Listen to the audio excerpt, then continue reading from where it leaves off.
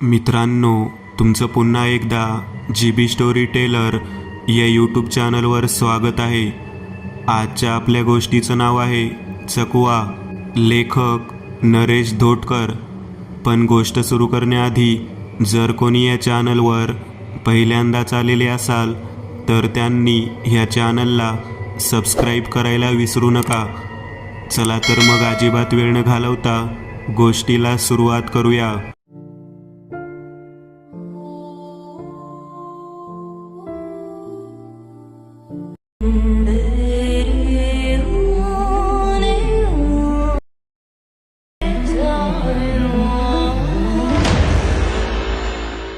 सुलभाची शेजारीन हातात झाडू घेऊन तिच्या दाराशी आली.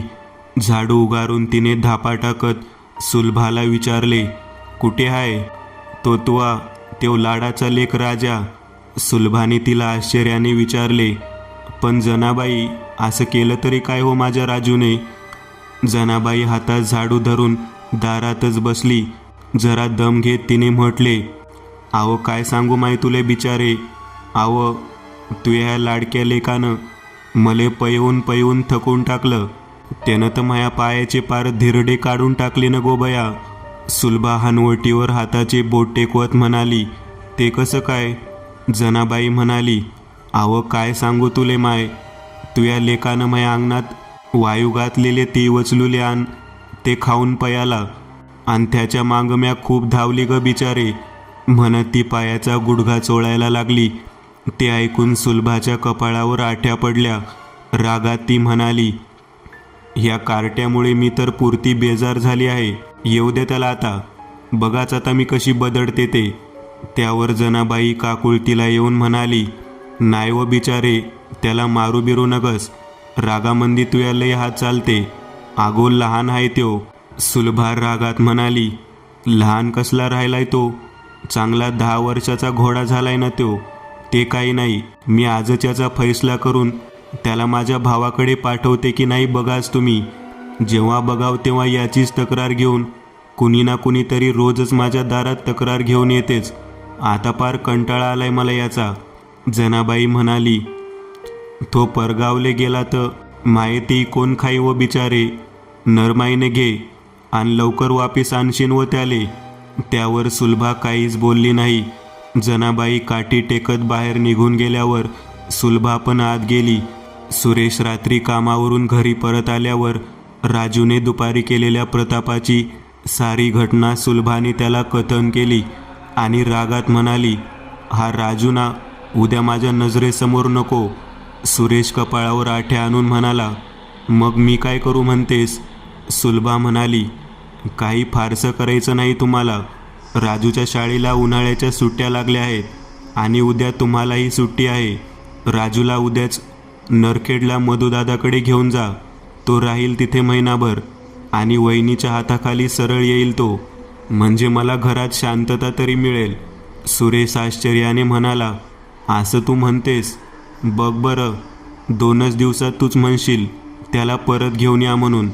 सुलभा म्हणाली, काही म्हणणार नाही मी. तुम्ही उद्याच त्याला पोचून द्या नरखेडला. दुसऱ्या दिवशी सकाळी 8 वाजताच नागपूर आमला पॅसेंजर ट्रेननी सुरेश राजूला सोबत घेऊन नरखेडला गेला. अचानक मामाच्या गावी जायला मिळालं म्हणून राजू रस्त्यात खूपच खुश होता. नरखेड रेल्वे स्टेशनपासून केवळ 10 मिनिटांच्या अंतरावर किल्ल्याजवळील खोल भागात राजूच्या मामाचा वाडा होता. राजूला पाहता क्षणीच मामाची मुलं एकदम आनंदी झाली. त्यांनी राजूचा ताबा घेतला आणि त्याला आपली नवीन खेळणी दाखवण्यासाठी ते त्याला आपल्या खोलीत घेऊन गेले. त्या वाड्यात फक्त 4च जण वास्तव्यास होते. सुरेशचा साला प्रभाकर व त्याची पत्नी आणि त्याची 2 गोंडस मुले. मोठा मुलगा मनोज 13 वर्षाचा व लहान मुलगा राहुल 9 वर्षाचा होता. 10 वर्षाच्या राजूची आई सुलभा प्रभाकरची मोठी बहीण आणि तिला उशिरा म्हणजे लग्नानंतर 7 वर्षांनी राजू झाला होता. इकडच्या तिकडच्या गप्पा झाल्यावर प्रभाकरनं विचारलं, सुलभाताईला का बरं सोबत घेऊन नाही आले? सुरेश म्हणाला, अरे आज तिला तिच्या आवडीचे ज्वारीचे पापड करायचे होते ना, म्हणून ती सोबत आली नाही. प्रभाकरची बायको प्रणिता म्हणाली, ताई आल्या असत्या तर आणखी मजा आली असती. सुरेश म्हणाला, आता हे आमचे चिरंजीव राहतील ना महिनाभर तुमच्याकडे, तुम्हाला त्रास द्यायला. बघा कशी मजा घेतोय तुम्हा साऱ्यांची. प्रणिता म्हणाली, त्यात कसला आलाय त्रास? जशी आमची मुले तसा राजू. आणि हो, आताच आमची दोन्ही मुले राजूची खूपच आठवण काढत होती. बघा कसे दोघेही आनंदात त्याला खोलीत घेऊन गेले ते. त्यावर तिघेही जोरात हसले. पण आतल्या खोलीत त्या तिघांमध्ये कसली खिचडी शिजत होती ह्याची त्या तिघांना तरी कुठे कल्पना होती. मनोजच्या खोलीत त्या तिघा मुलांची गोपनीय बैठक सुरू होती. राजू व राहुल म्हणत होता तेथे जायला. मनोज त्या दोघांना नकार देत होता, कारण त्यांना त्यांच्या मित्रांच्या बैठकीत ऐकलं होतं की त्या पहाडावरची जागा व तेथे जंगलातून जाणारा रस्ता चांगला नाही म्हणून. त्याच्या बाबांनी पण त्या दिशेला जायला सक्त मनाई केली होती, पण कारण कोणीच सांगत नव्हतं. पण सगळेच पहाडाकडे जायला मनाई करायचे, पण कारणच सांगत नव्हते म्हणून मनोजची उत्सुकता वाढली होती. पण बाबांचा धाक होता. राजू म्हणाला, अरे यार, आपणाला इतके घाबरून कसे चालेल? लोक म्हणतात ते खरं कशावरून? तुमच्या गावचा तो पहाड किती छान दिसतो वाड्याच्या गच्चीवरून, माहीत तरी आहे का तुम्हाला? मी तर मागच्या वर्षीच एकटा जाणार होतो तिकडे, पण लहान होतो ना तेव्हा, म्हणून मग मी नाही गेलो. मनोजनं हिटाळणीच्या स्वरात विचारलं. मग आता तू मोठा झालास असं समजतोस का स्वतःला? राजू केसांवरून हात फिरवत म्हणाला, हो, मोठा आणि समजदार सुद्धा. मनोज व राहुल त्याच्याकडे बघून जोरात हसले. म्हणून राजू रागात म्हणाला, अरे तुम्ही मला हसताय काय? तुम्ही येणार नसाल तर उद्या मी एकटा पहाडावर नक्की जाईल. तुम्ही बसा घरातच भित्र्या भागूबाईसारखे. मनोज चुटकी वाजवत रागात म्हणाला, ए, भित्र्या कुणाला म्हणतोस रे? आम्हा दोघांना. आम्ही भित्रे नाही आहोत, समजलं? राजू म्हणाला, मग त्या पर्वताकडे जाण्यासाठी माझ्यासारखी हिंमत तरी दाखव की. मनोज म्हणाला, ठीक आहे, मी येतो. राहुल म्हणाला, अरे दादा, मी पण येईल ना तुमच्यासोबत. मनोज म्हणाला, काही नको, तू अजून लहान बच्चा आहेस. राहुल म्हणाला, अरे असं काय करतोस रे दादा, मी पण बच्चा नाही आहे आता. मग धमकी देत म्हणाला, आणि तुम्ही जर मला सोबत नाही नेलं तर? मनोज व राजूने कमरेवर हात ठेवून विचारले. मग काय रे बच्चू, काय करणार तू? राहुल म्हणाला, मग मी आईबाबांना आत्ताच जाऊन सांगेल की तुम्ही दोघं उद्या पहाडावर जाणार असल्याचं. मनोज व राजूने एकमेकांकडे पाहिले व दोघांनी संमतीदर्शक मान हलवली. मनोज राहुलला हात जोडत म्हणाला, जशी तुमची आज्ञा राजमान्य राजश्री, तुम्ही पण चलावे. राहुल म्हणाला, माझी गंमत करतोस काय रे दादा? मी कशाला गंमत करणार, मी खरं तेच बोलत होतो. मग ठीक आहे दादा. मनोज व राजूने एकमेकांकडे पाहिले व ते गालातल्या गालात हसले. मग मनोज म्हणाला, आता आपण उद्याच्या प्लॅनबाबत ठरवूया. म्हणत ते आसपास खुसफुस करू लागले. राजूचे वडील दुपारी आमरसाचा पाहुणचार करून सायंकाळी 4 वाजताच्या सुमारास GT एक्सप्रेसनी नागपूरला निघून गेले. जाण्यापूर्वी त्यांनी राजूला बजावून म्हटले, राजू, येथे राहून मामा मामीला त्रास द्यायचा नाही, सर्वांचं ऐकायचं, भांडण करायचं नाही, समजलं? राजू त्यांच्या प्रत्येक सूचनेवर आज्ञाकारी बालकासारखा मान हलवत होता. दुसऱ्या दिवशी तिघेही सकाळी लवकर उठल्याचे बघून राजूच्या मामा मामीला जरा आश्चर्यच वाटले, पण तिने त्यावर काही म्हटले नाही. सकाळी उठल्यामुळे तिघांनाही सकाळचा नाश्ता मिळाला. मग सुरू झालं त्यांचं मिशन पहाड. प्रभाकर डबा घेऊन सकाळी शेतावर निघून गेला होता. मनोजला माहीत होतं, जेव्हा त्याचे बाबा सकाळी डबा घेऊन शेतावर जायचे तेव्हा नक्की होतं की त्याचे बाबा आता सायंकाळपर्यंत तरी घरी येणार नाहीत. म्हणजे कुणालाही घरी न कळता पहाडावर जाऊन लवकर परत येण्याचा मार्ग आता मोकळाच होता. तरी पण खात्री करावी म्हणून मनोजने विचारले, आई, बाबा परत कधी येतील ग शेतावरून? प्रणिताने विचारले. का बरं? काय काम आहे तुला? तसं काम नव्हतं मला. पण काय? मनोज हळूहळू म्हणाला. तसं काही नाही आई, पण राजूला शेतावर घेऊन जाईल म्हणतो आता. पण राहू दे मग, कधीतरी त्याला घेऊन जाईल. शेतातच जायचं आहे तर जा ना मग. तसा तू आधी पण शेतात गेला होतास ना. मग जा की राजूवर राहुलला घेऊन. पण न चुकता दुपारी जेवायला 2पर्यंत घरी ये. आणि तोपर्यंत खाण्यासाठी मी डब्बा देते, तो पण सोबत घेऊन जा. मनोज आपला आनंद चेहऱ्यावर दिसून न देता म्हणाला, हो आई, नक्कीच परत येईल मी. असे म्हणत लगेच तो तिथून सटकला. प्रणिताने तिघांसाठी 3 डब्यात नाश्ता व 2 बॉटलमध्ये पाणी दिले व बॅग मनोजच्या हातात दिली. आता मनोज, राहुल व राजू तिघेही पहाडाच्या दिशेने आनंदात जात होते. मनोजच्या पाठीमागे बॅग होती. मार्गात त्यांना ओळखीचे काही जण भेटले, पण त्यांनी विचारल्यावर आम्ही आमच्या खारीतल्या शेतात जात आहो असे मनोजने खोटं सांगितलं. पुढे काही अंतर चालून गेल्यावर मध्ये जंगल लागले. हे मनोजने आधीच त्या दोघांना सांगून टाकलं होतं. आता त्या जंगलाची येथून सुरुवात झाली. जंगलातून पुढे जायला केवळ एकच पायवाट होती. जंगल घनदाट नव्हतं, पण तेथून पुढे जाताना त्यांच्या बालमनाला जरा भीतीच वाटत होती. राहुल व राजूला आधार वाटावा म्हणून मनोजने मध्यभागी राहून त्या दोघांचे हात धरले व पुढे मार्गक्रमण करू लागला. ते काही दूर अंतर गेल्यावर त्यांना मोठी विहीर दिसली, पण तिकडे दुर्लक्ष करून ते पायवाटेने पुढे जाऊ लागले. जंगलातून पुढे जात असताना अचानक त्यांच्या कानाजवळ काहीतरी फडफडल्याचा आवाज ऐकू आला आणि तिघेही एकदम दचकले. मनोजने बघितले, तो तर एक रानपक्षी होता आणि त्यांच्या कानाजवळून वर उडत तो उंच वृक्षावर जाऊन विसावला. मनोजला आपल्या भीतीचे हसू आले. त्याने राजूकडे पाहिले आणि त्याला विचारले, राजा, तुला भीती नाही ना वाटत? हाट, मला नाही वाटत भीती. मनोजने मग राहुलकडे बघितले व त्यालाही तेच विचारले. तेव्हा तो म्हणाला, दादा, परत जाऊया का रे आपण? राजू म्हणाला, छट, भित्रा भागूबाई. मनोज म्हणाला, आता इतक्या दूर आल्यावर परत जायचं नाव काढायचं नाही तू. त्यावर राहुल चूप बसला. मनोजने त्याचं ध्यान भटकावण्यासाठी एक ऐकलेली कथा सांगण्यास सुरुवात केली. कथा ऐकता ऐकता पहाडाजवळ ते कधी पोहोचले कुणाच्याच लक्षात आले नाही. पहाड खूप उंच नव्हता, तसाच लहान पण नव्हता. आता ते तिघेही पहाड चढू लागले.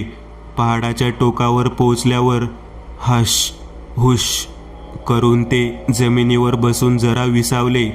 मग त्यांनी खाली बघितले. ज्या जंगलातून ते येथे आले होते ते हिरवेगार जंगल पहाडावरून खूपच चांगले दिसत होते. मग तिघांनी नरखेड गावाकडे बघितले.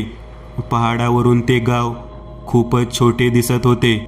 उंच पहाड चढल्यानं तिघेही आता खूपच थकून गेले होते. राहुलला भुकेची जाणीव झाली आणि तो मनोजला म्हणाला, दादा रे, मला भूक लागली ना. तशीच भूक इतर दोघांनाही लागली होती. मनोजने पाठीवरची बॅग खाली काढली, ती उघडली आणि म्हणाला, अरे हो रे बाबा, चला आपण काही खाऊया. असं म्हणत मनोजने 3 डब्यांचे झाकण खोलले आणि पोटात भडकलेली भूक शमवू लागले. पहाडाचा व्यास फारसा मोठा नव्हता, पण लहानही नव्हता. पहाडावर फारसे मोठे वृक्ष नव्हते. एका ठिकाणी गवताने व्यापलेली मोकळी जागा होती. ते तिघेही तेथे खेळू लागले. खेळता खेळता 2 कधी वाजून गेले कुणालाही कळले नाही. शेवटी राजूच्या इच्छेखातर ते लपाछपीचा खेळ खेळू लागले. खेळता खेळता राजू एका झाडामागे जाऊन लपला. त्याने झाडाआडून मनोजला बघितले. आता त्याच्या पाठीला हात लावला तर मनोज सहज आऊट होईल या उद्देशाने आपले दोन्ही हात फैलावून तो हळूहळू झाडाच्या बाजूला झाला आणि तो मनोजच्या मागे येऊ लागला. आता त्याचे सारे लक्ष मनोजच्या पाठीवर केंद्रित झाले होते. चालताना अचानक कशाला तरी तो अडकला आणि धाडकन खाली पडला. अचानक धपकन पडल्याच्या आवाजानं मनोजने घाबरून मागे वळून पाहिले. तेव्हा राजू खाली पडलेला त्याला दिसला आणि धावत येऊन त्याने राजूला वर उचलून उभे केले आणि तो राजूला हसून म्हणाला, आऊट. पण राजूचं लक्ष तिकडे नव्हतं. तो खाली बघत होता. त्याच्या पायाजवळ लाल कुंकू लागलेला एक छोटा मातीचा माठ व त्याचं झाकण पडलेलं होतं. हा माठ आपल्यामध्ये आला आणि याच्यावर आपला पाय पडल्यानेच आपण खाली पडून आऊट झालो याचा राजूला खूप राग आला. काही कळायच्या आतच अचानकपणे त्याने माठाला जोरदार लाथ मारली आणि माठ फुटबॉलसारखा हवेत उडाला व दूरच्या दगडावर आपटून फुटला. ते बघून जवळ आलेल्या राहुलने टाळ्या वाजवल्या. पण मनोज रागात राजूला म्हणाला, मूर्ख आहेस का रे तू? पूजेच्या माठाला लाथ कशाला मारलीस तू? राजूने विचारले. मग लाथ मारली तर काय झालं? यावर राजूला काय बोलावं ते मनोजला कळेना. पण राजूने जे केलं ते बरोबर नव्हते असं त्याला राहून राहून वाटू लागलं. मग त्याचा मूडच ऑफ झाला आणि तो दोघांना म्हणाला, खूप वेळ झाला, आता घरी जाऊया. असं म्हणत त्याने जमिनीवरची बॅग उचलली व खांद्यावर लटकवली. तिघेही मगासारखे एकमेकाचा हात धरून पहाडावरून खाली उतरण्यास सुरुवात केली. त्यांच्या पाठीमागे पहाडावर अंगभर काळे वस्त्र परिधान केलेल्या आश्वेत व्यक्तीने आपल्या चेहऱ्यावरचा काळा स्कार्फ बाजूला केला आणि त्याच्या पापणीविरहित सतत उघडझाप करणाऱ्या लाल डोळ्यांनी त्या तिघांकडे रोखून बघू लागला. त्याच्या ओठविरहित जळालेल्या भयानक चेहऱ्यावर हास्य आलं. एकमेकांच्या आधाराने तिघेही पहाडाखाली उतरले आणि वेगाने जंगलातील पायवाटेवरून ते एकमेकांचा हात धरून घराकडे जाऊ लागले. बरंच अंतर पुढे गेल्यावर त्यांना पुढे तीच विहीर दिसली. त्या विहिरीकडे दुर्लक्ष करून ते पुढे जाणार तोच मागून आवाज आला, पाणी पाहिजे का पाणी? आवाज ऐकताच तिघेही जागेवरच थबकले. मनोजला त्याच्या लहानपणापासूनच आईकडून बाहेर कोणी काही दिलं तर त्याच्याकडून कधीही घ्यायचं नाही, अगदी पाणीसुद्धा, ही शिकवण मिळालेली होती. त्याने मागे वळून न पाहता नकारार्थी मान हलवली आणि दोघांचे हात घट्ट धरून तो आणखी वेगात पुढे चालायला लागला. मागून परत आवाज ऐकू आला, पाणी हवं का पाणी? परत तोच आवाज ऐकून आता मात्र मनोज घाबरला आणि त्याने दोघांचे हात घट्ट पकडून जोरात जंगलातून धावायला सुरुवात केली. त्याला मागे कुणाच्या तरी रडण्याचा आवाज ऐकू आला आणि तो वेगाने पुढे धावू लागला. असाच तो खूप वेळ पुढे पुढे धावत होता. पण जंगलातली पायवाट काही संपतच नव्हती. शेवटी तो एका ठिकाणी दम घेण्यासाठी थांबला आणि त्याने बाजूला बघितले. परत तीच विहीर बघून आता मात्र तो घाबरला. पुढे इतके धावूनही परत त्या जागी परत कसे आलो याचेच त्याला आश्चर्य वाटले. मनोजने राजू व राहुलकडे पाहत म्हटले, तुम्ही थकलात काय? त्या दोघांनी नाही म्हटले. तेव्हा त्याला आश्चर्य वाटले. पण ही वेळ आश्चर्य करीत बसण्याची नव्हतीच. त्याने विचारले, मग तुम्ही दोघेही परत धावू शकाल काय? दोघांनी हो म्हटल्यावर त्यांनी एकमेकाचा हात धरून परत घराकडे धावायला सुरुवात केली. पण पुन्हा तेच झाले. ते परत विहिरीजवळ आले. ते बघून राजू ओरडला, अरे हे काय रे दादा, परत त्याच जागी कशाला आणलंस? मनोज रडकुंडीस येत म्हणाला, आपण रस्ता भुललोय वाटतं, काहीतरी भुताटकी दिसते मला. राजू म्हणाला, भुताटकी बिताटकी काही नसते रे, तू खोटे बोलतोस. मनोज म्हणाला, अरे बाबा, देवाशपथ मी खोटे नाही सांगत. राजू म्हणाला, अरे जर आहे तर मला का नाही दिसत भूतबीत? मला पण ते भूत पाहण्याची इच्छा आहे. मनोज रागावत म्हणाला, चूप बैस तू आता. त्याचवेळी खूप साऱ्या लोकांचा गलका ऐकू आल्याने तिघांनी तिकडे पाहिले. हातात लाठ्या काठ्या घेऊन 10 ते 12 लोक त्यांच्या दिशेने येत होते आणि त्यामध्ये ते पण गावचे लोक सामील होते ज्यांनी त्या तिघांना इकडे खारीकडे येताना बघितलं होतं. त्यांच्या सर्वात पुढे होते ते मनोजचे वडील प्रभाकर. बाबांना बघताच मनोजला खूप धीर आला. तो धावतच त्यांच्या जवळ गेला आणि त्यांच्या गळ्यात पडून हमसाहमशी रडू लागला. तो घाबरल्याने रडत होता की आईशी खोटं बोलून या बंदीच्या जागी आल्याचे उघड झाले याची भीती वाटली म्हणून हे त्यालाही कळत नव्हते. पण बाबा प्रभाकरला या गोष्टीशी काहीच देणं घेणे नव्हते. ते मनोजच्या पाठीवरून प्रेमाने हात फिरवत विचार करीत होते. ह्या खतरनाक जागी त्यांची मुलं विशेष करून राजूसह सुरक्षित भेटली याचंच त्यांना खूप समाधान वाटत होतं. नाहीतर सुलभाताईला कसं तोंड दाखवलं असतं त्यांनी. पण मनोजचा भेदरलेला चेहरा व जंगलातली ती जवळची विहीर बघूनच साऱ्यांच्या लक्षात ते आले. आता येथे जास्त वेळ थांबून राहणे धोक्याचं होतं. म्हणून गावातला एक जण प्रभाकर जवळ येऊन फुसफुसत म्हणाला, प्रभाकर लवकर चल, तुला या विहिरीवर आधी घडलेल्या घटनेची कल्पना आहे ना? या शापित जागेपासून आपण जितक्या लवकर दूर जाऊ तितकं आपणा साऱ्यांसाठी चांगलं राहील. अजून धोका टळलेला नाही, म्हणून लवकर निघूया. लगेचच ते सर्वजण त्या जागेपासून दूर निघून गेले. मागे राहिली ती केवळ भयानक स्मशान शांतता. पण त्या शांततेचा भंग झाला विहिरीवर बसलेल्या त्याच भयंकर व विद्रूप चेहऱ्याच्या त्या व्यक्तीच्या भीतीदायक आवाजाने. हसताना तो जोरजोराने आपले उलटे पाय हलवत होता. प्रणिताला आधी सक्त सूचना दिल्यानं तिने त्या तिघांना एकाही शब्दाने विचारलं नाही. पण तिघांना घरी आलेले बघून तिचा जीव मात्र भांड्यात पडला. 2 वाजताही ते तिघे घरी परत आले नाही म्हणून घरगड्याला शेतात पाठवलं होतं. पण ते शेतात न आल्यानं प्रभाकर शेतीतली कामं बाजूला ठेवून मोटरसायकल वेगात चालवून घरी आला. तेव्हा तो तात्काळ त्यांच्या शोधात बाहेर गेला होता आणि त्यांच्याबद्दल विचारणा करीत असताना 1-2 जणांनी त्याला सांगितलं की ते तिघे खारी शेतात गेले होते. ते ऐकूनच त्याने कपाळावर हात मारला होता. कारण क्षार जास्त असल्याने तिथे शेती केली जात नव्हती व भीतीमुळे तो कधीच खारी शेतात जात नव्हता. त्याच्या विनंतीवर 12 जण लाट्या सोबत घेऊन निघाले. त्यांनी खारी शेतीत शोध घेतला पण तेथे ते मिळाले नाही. मग हिम्मत करून ते जंगलात शिरले होते. त्या रात्री वाड्यात 10 वाजेपासूनच सगळे शांतपणे झोपलेले होते. मनोजला भीती वाटत असल्याने तो त्याच्या बाबाजवळ झोपलेला होता. राहुल त्याच्या आईजवळ झोपला होता आणि राजूना पण निडर असल्याचं दाखवून तो आता मनोजच्या खोलीत फॅनच्या थंड हवेत शांतपणे एकटा झोपला होता. किल्ल्यावर असलेल्या नगर परिषदेच्या टावरवरील घड्याळीने रात्रीचे 12 वाजल्यावर ढन ढन अशा आवाजाचे बरोबर 12 ठोके वाजले. ते 12ही ठोके नरखेड शहरात दूरवर ऐकायला आले आणि त्याचवेळी मनोजच्या त्या खोलीतला फॅन बंद झाला.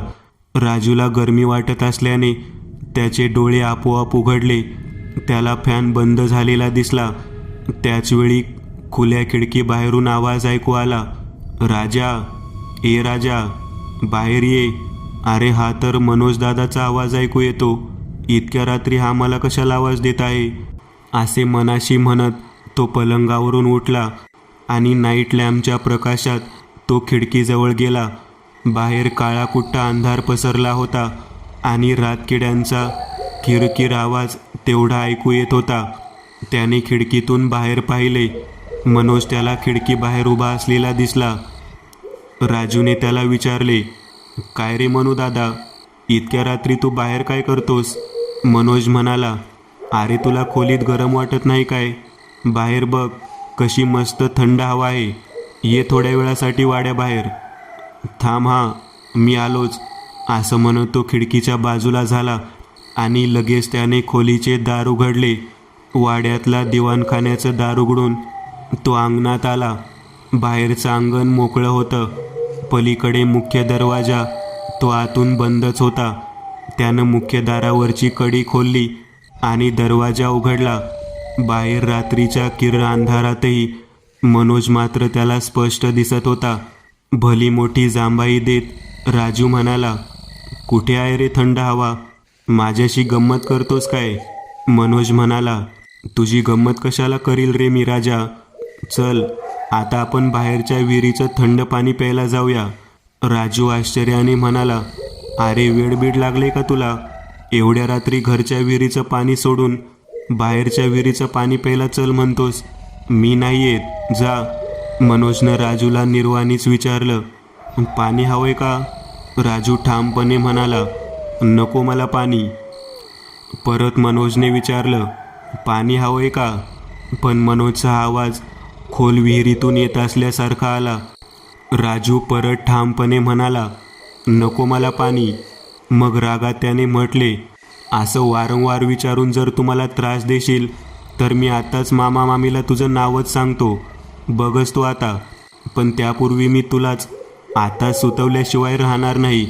राजूचं बोलणं ऐकून मनोज जोरदार हास्य करायला लागला. मनोजच्या हसण्याचा राजूला आता तर खूपच राग आला. थांबच तू, आता तुला बदडूनच टाकतो, असं म्हणत त्याने काठी शोधण्यासाठी खाली इकडे तिकडे बघत असतानाच त्याची नजर मनोजच्या पावलांकडे गेली. रात्रीच्या काळ्या कुट्टा अंधारातही मनोजची उलटी पावले चमकत होती आणि त्याची ती उलटी पावले बघूनच राजूने भीतीने जोरदार किंकाळी मारली. राजूची आर्त किंकाळी शांत वातावरणात घुमली. मोहल्ल्यातल्या प्रत्येक घराचे लाईट पटापट सुरू झाले. वाड्याच्या अंगणातही लख्ख प्रकाश झगमगला.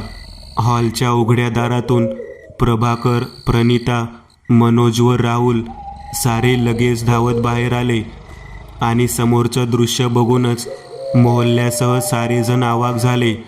वाड्याच्या मुख्य दाराच्या मधोमध राजू पडला होता. ते बघून प्रभाकर धावत त्यांच्या जवळ आले आणि राजूच्या नाकाला 2 बोटे लावून बघितले आणि लगेच प्रणिताला व जमलेल्या लोकांना म्हणाले, बेशुद्ध झालाय हा. प्रणिता, लवकर पाणी आण. व सभोवती जमलेल्या लोकांना म्हणाले, लवकर धावून आल्याबद्दल मी तुमचा खूप आभारी आहे, पण जरा गर्दी कमी करून त्याला हवा मिळू द्या जरा. मोहल्ल्यातील गर्दी पांगली. आता मोजकेच लोक तेथे उभे होते. प्रणिता तोपर्यंत आतून पाणी घेऊन आली होती. प्रभाकरने राजूच्या चेहऱ्यावर पाणी शिंपडले. राजूने डोळे उघडले आणि मामाला पाहता क्षणीच तो त्यांच्या गळ्यात पडून रडू लागला.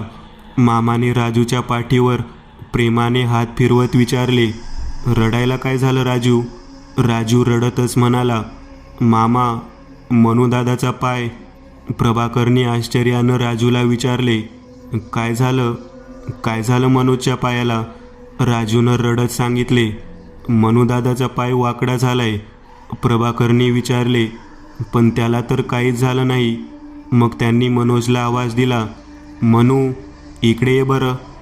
प्रणिताला राजूच्या बोलण्याचं हसूही येत होतं, पण प्रसंग पाहून ती चूप बसली. मनोज लगेच समोर आल्यावर प्रभाकरने म्हटले, अरे मनू, पायजमा वर करून तुझा पाय दाखव बरं ह्याला. तुझा पाय वाकडा झाला म्हणून हा रडतो आहे, दाखव बरं. मनोजने हसतच आपला पायजमा वर केला व आपले दोन्ही पाय राजूला दाखवले. आता सरळ पावले बघून राजू आश्चर्यचकित झाला. राजूने रागात मनोजला म्हटले, मनू दादा, परत गंमत करतोस ना तू माझ्याशी? मगाशी तर तू आपले पाय वाकडे केले होतेस. प्रभाकरांना काही समजलं नाही. त्यांनी विचारलं, वाकडे म्हणजे कसे? मला समजलं नाही, समजावून सांग, कसे दिसले ते तुला?